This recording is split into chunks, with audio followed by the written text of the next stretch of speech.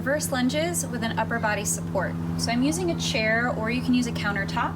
You're gonna face the piece of furniture, place the hands lightly on that structure to give you support. And then you're gonna inhale here at the top as you slowly step back and then lower down with control. Exhale to drive through that front heel to stand tall using that glute, and then stepping forward to return to your start position.